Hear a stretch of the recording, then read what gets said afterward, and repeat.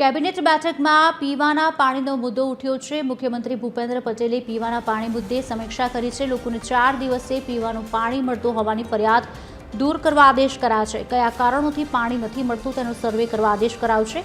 સંપ રિપેરિંગ સહિતના કારણોની નોંધ લેવા આદેશ કર્યો છે।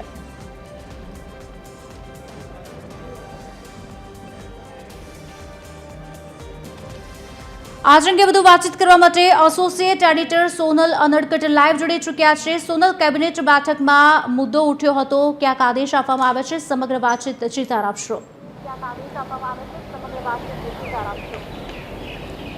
જે પીવાના પાણી સંદર્ભનો જે મુદ્દો છે તે આજની કેબિનેટની બેઠકમાં ચર્ચાયો હતો। મહત્વપૂર્ણ છે કે જે પ્રકારે કેબિનેટમાં દર વખતે ચોમાસા દરમિયાન પાણીની પરિસ્થિતિની સમીક્ષા કરવામાં આવે છે, ખાસ કરીને સિંચાઈ અને પીવાના પાણીની પરિસ્થિતિની જે સમીક્ષા કરવામાં આવે છે તે અંતર્ગત આજે મુખ્યમંત્રીએ આ સમગ્ર પરિસ્થિતિ અંગે સવાલ કર્યો હતો અને સાથે સાથે જ કેટલાક વિસ્તારોમાં 4 દિવસે પીવાનું પાણી મળે છે તેવી ફરિયાદ પણ મુખ્યમંત્રીના ધ્યાન પર આવી હતી અને તે અંતર્ગત તેમણે ખાસ આદેશ કર્યો હતો કે જે પ્રકારે લોકોને રેગ્યુલર પીવાનું પાણી મળી રહે તે સંદર્ભે ખાસ કાળજી લેવા માટે થઈને તેમણે આદેશ કર્યા હતા અને કહ્યું હતું કે એક પણ દિવસ પીવાના પાણી વગર લોકો ન રહે તેનું ખાસ આયોજન કરવામાં આવે। આ સંદર્ભે કયા પ્રકારનું આયોજન થઈ શકે અને કયા પ્રકારે લોકોને રેગ્યુલર રીતે પીવાનું પાણી મળી શકે તેનો જે સર્વે છે તે કરવા માટે પણ તેમણે આદેશ કર્યો હતો, કેમ કે કેટલાક વિસ્તારોમાં સંપ તૂટવાના જે વાત છે તે સામે આવતી હોય કે પાઇપલાઇન સહિતના અન્ય કોઈ કારણો હોય તો તે સંદર્ભમાં સર્વે કરી અને તેની નોંધ કરવા માટે પણ તેમણે આદેશ કર્યો હતો કે જેથી કરીને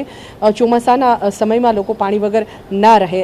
મહત્વનું છે કે જે ખાડા અને તૂટેલા રસ્તાઓ જે છે તેના સંદર્ભે પણ આ બેઠકમાં જે સમીક્ષા છે તે કરવામાં આવી હતી અને તે અંતર્ગત જ પાણીના પ્રશ્નનો જે મુદ્દો છે તે ઉઠ્યો હતો અને તેમાં મુખ્યમંત્રીએ જે આ આદેશ છે તે કર્યા હતા અને મુખ્યમંત્રીના આદેશ પ્રમાણે હવે આગામી દિવસોમાં લોકોને પીવાના પાણીની જે હાલાકી અત્યાર સુધી પડતી હતી, 3-4 દિવસે લોકોને જે પીવાનું પાણી મળતું હતું તેમાંથી છુટકારો મળી શકશે તેવું હાલના તબક્કે લાગી રહ્યું છે।